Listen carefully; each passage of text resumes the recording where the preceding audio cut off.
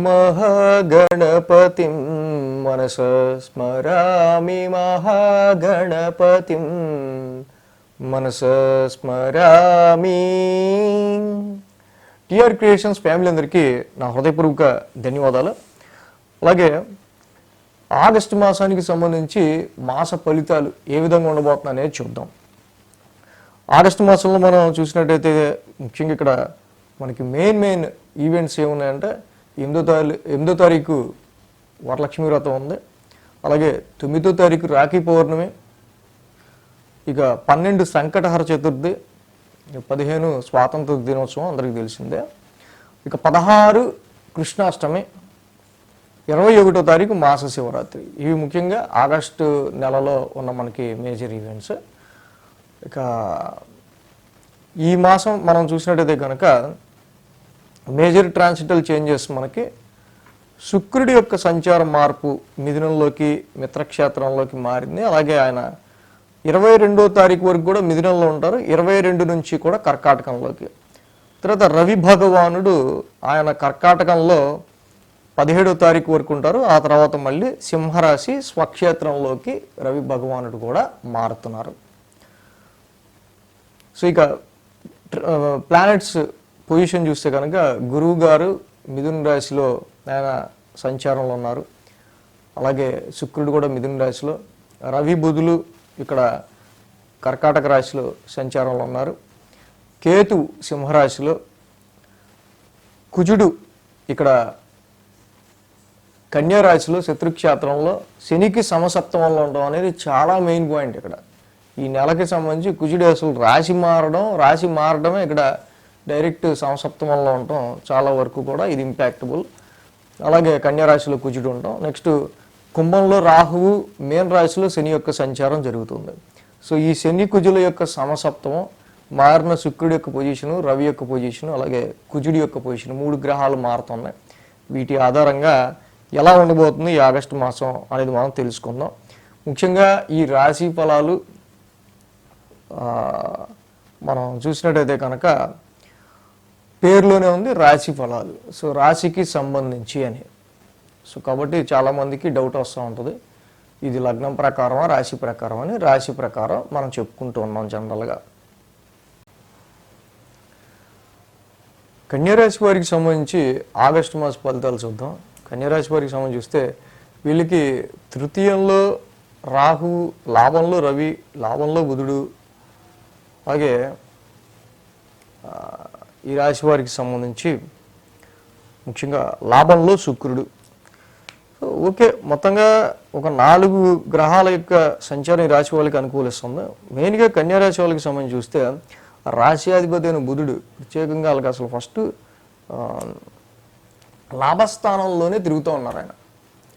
So కాబట్టి ఇక్కడ చాలా వరకు కూడా ఈ కన్యారాశి వాళ్ళకి సంబంధించి రాశ్యాధిపతి యొక్క లాభస్థాన సంచారం, మీటింగ్ ఆఫ్ ద పీపుల్, ఎక్కువ ఎవరినైనా కలవటం,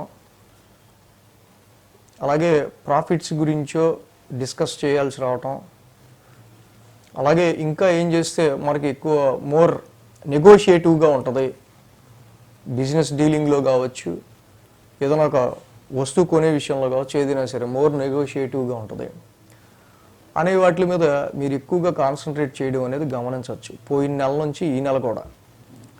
సో ఇక్కడ బుధుడి యొక్క సంచారం డెఫినెట్గా కన్యారాశి వాళ్ళకి సంబంధించి లాభస్థానంలో ఆయన బుధుడు చాలా మంచి స్ట్రాటజిక్గా మిమ్మల్ని తీసుకెళ్తాడు.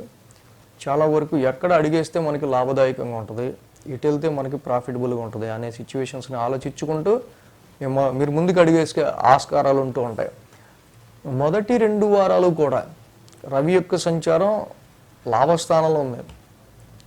రవి ఎప్పుడైతే లాభస్థాన సంచారంలోనో బుధుడు కూడా అక్కడే ఉన్నారు ఈ రాశి వాళ్ళకి సంబంధించి. 17వ తారీఖు వరకు కూడా చక్కగా మంచి అనుకూలమైన ఫలితాలు ఇక్కడ వీళ్ళకి సంబంధించిన విషయాలు అన్నిట్లో కూడా కనిపిస్తూ ఉన్నాయి. అలాగే 22 నుంచి మళ్ళీ శుక్రుడు లాభంలోకి వస్తున్నారు. సో బుధ శుక్రులు ఇద్దరూ కూడా ఇక్కడ ఈ రాశి వాళ్ళకి కంజెక్ట్ అయి ఉంటారు లాభస్థానంలో. సో కాబట్టి ఓవరాల్గా ఈ కన్యా రాశి వాళ్ళకి సంబంధించి ఫారెన్ ట్రావెల్స్ గురించి కానీ, హైయర్ ఎడ్యుకేషన్ విషయాల్లో సంబంధించి కానీ, సో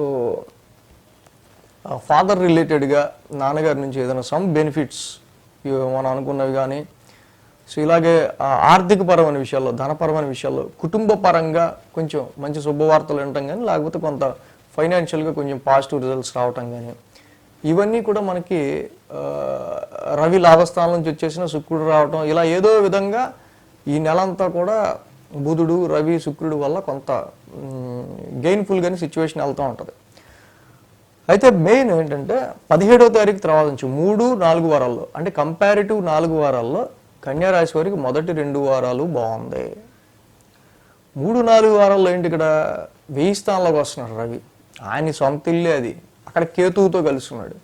అనవసరమైన లేనిపోని భయం, లేనిపోని మానసిక అశాంతి, ఏమైపోద్దో అనేటట్టు ఒక రకమైన టెన్షన్, ఇలాంటివన్నీ ఏవో చిన్న చిన్నవి ఆరోగ్యపరంగా అయినా సరే ఏవో చిన్న చిన్నవి ఉంటాయి ఈ రాశి వాళ్ళకి సంబంధించి. అందులో అన్నిటికంటే మెయిన్ మనం చర్చించుకోవాల్సిన విషయం ఏంటంటే, అసలు ఆగస్టు 1 నుంచి రాశిలోకే కుజుడు వచ్చాడు. ఈ కుజుడికి శనికి సమసప్తమం పడింది. ఇక్కడ ఆల్రెడీ ఇక్కడేమో కుజుడు చూస్తే ఈ పరమశత్రువు, ఈ యొక్క రాశికి బుధుడి ఇంట్లో కుజుడు పరమశత్రువు. సో కాబట్టి ఇక్కడ శని కూడా ఆల్రెడీ 7వ స్థానంలో రెట్రోగ్రేడ్ అయ్యి అక్కడ ఉన్నారు ఆయన. సో ఈ రాశి వాళ్ళకి మెయిన్ ఇక్కడ మనం చూసినట్టయితే కనుక మీకు మీ ఎదుటి వాళ్ళకి లైఫ్ పార్ట్నర్కి కావచ్చు, కొన్ని సిచ్యువేషన్స్ వల్ల, ఎదురవుతున్న పరిస్థితి వల్ల, అక్కడ వస్తున్న సమ్ ఇష్యూ వల్ల, దేనివల్ల కొన్నిసార్లు షార్ట్ టెంపర్ తెప్పించే మనుషులు తయారవుతుంటారు. ఇది జనరల్గా మీకు మీ ఇంట్లో వాళ్ళకు ఉండే ఇది లేదు, కానీ థర్డ్ పర్సన్ వల్ల అనవసరమైన గొడవలు అవుతూ ఉంటాయి. ఇక్కడ ఈ ముఖ్యంగా హెల్త్ పాయింట్ ఆఫ్ వ్యూ కొంచెం జాగ్రత్తగా చూసుకోవాల్సిన అవసరం ఈ కన్యా రాశి వాళ్ళకు ఉంది. అది శనికి సమసప్తమంలో పడింది కాబట్టి బిజినెస్ పార్ట్నర్షిప్ విషయాల్లో అయినా, లైఫ్ పార్ట్నర్తో అయినా, మనం డీలింగ్స్ చేసే వాళ్ళు ఎవరితో అయినా, కాంట్రాక్ట్స్లో అయినా సరే ఎదుటి వాళ్ళతో ఎక్కువ డిస్ప్యూటేటివ్ కాకుండా చూసుకోవాల్సిన అవసరం మాత్రం ఉంది. ఎందుకంటే శని కుజుల యొక్క డైరెక్ట్ మ్యూచువల్ ఆస్పెక్ట్స్, ఇక్కడ శని కుజుడిని చూడడం, కుజుడు శని చూడడం, రాశిని సప్తమాన్ని. సో వ్యాపారంలో పెట్టే ఇన్వెస్ట్మెంట్స్ రీత్యా మీరు పెట్టుకున్న ఇది రాకపోవటం, సో తద్వారా కొన్ని ఇష్యూస్, డిస్ప్యూట్స్ ఇలాంటివి రేజ్ అవుతుంటాం, ఇలాంటివి జరుగుతూ ఉంటాయి. కాబట్టి కన్యా రాశి వాళ్ళకి మెయిన్గా ఈ పాయింట్ ఆఫ్ వ్యూలో కొంచెం కేర్ తీసుకోవటం. అండ్ ఇన్లాస్, అత్తగారు మామగారు కావచ్చు, మీ సిబ్లింగ్స్ కావచ్చు, సో వీళ్ళ కొంచెం రెస్పాన్సిబిలిటీస్ అవి మనకు కొంచెం షార్ట్ టెంపర్ని తెప్పిస్తుంటాయి. వీటి విషయాల్లో మాత్రం కేర్ ఉండాలి.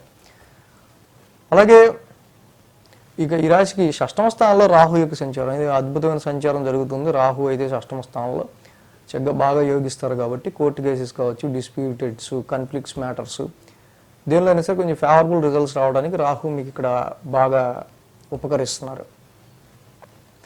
అలాగే ఈ రాశికి మొదటి 22వ తారీఖు వరకు కూడా మొత్తం గురు శుక్రులు అయితే 10వ స్థానంలో జరుగుతుంది. సో ప్రొఫెషన్ చేసే పనులు అయితే 4, 1, 2, 3 పనులు ఎక్స్పాండ్ అయిపోయి ఉంటాయి. అలాగే ఇక్కడ గురు శుక్రుల యొక్క ఇది 10వ స్థానంలో ఉండటం వల్ల సో అంటే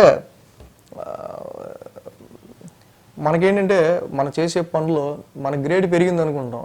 చూసావా నాకు నువ్వు 2-3 పనులు అప్పు చెప్పాడు అనుకుంటాం. అనవసరంగా అది ఆ 2-3 పనులు కూడా ఇంకో ఇద్దరు పెట్టుకుని చేయించాల్సింది మనతోనే చేయిస్తా ఉంటూ ఉంటారు. కాబట్టి ప్రొఫెషనల్ ఎక్స్పాన్షన్, కర్మస్థానంలో చేసే పని పెరుగుద్ది. అది అటు జాబ్ చేసుకుంటామో, లేకపోతే ఇటు నుంచి మళ్ళీ ఫ్యామిలీ నుంచి ఏదో ఒకటి రావటం, ఇది ఫ్యామిలీ చూసుకోవడం, లేకపోతే బయట ఎవడన్నా హెల్ప్ అడిగితే ఆడికి చేసి పెట్టడం, ఇలాగ వేరియస్గా పనులు అయితే మాత్రం మనం చుట్టుముడుతూ ఉంటాయి. బట్ గురు శుక్రులు లాంటి గ్రహాలు 10వ స్థానంలో పెద్ద పొడి చేసేంత రిజల్ట్స్ ఏమేవో మనకి. కాబట్టి ఈ శుక్రుడు కూడా 10వ స్థానంలో విన్ సిచ్యువేషన్లో బ్యాలెన్స్డ్కి వెళ్ళిపోవడానికి ట్రై చేస్తాడు. సో కాబట్టి ఫ్లాట్గా కొంచెం పర్లా అధికారం అయితే ఉంది, కానీ సర్లే అన్నట్టు ఉంటుంది ప్రొఫెషన్ రిలేటెడ్గా అయితే. సో కాబట్టి ఈ విధంగా సింహరాశి వాళ్ళకి సంబంధించి మెయిన్ ఇక్కడ నడుస్తూ ఉంది.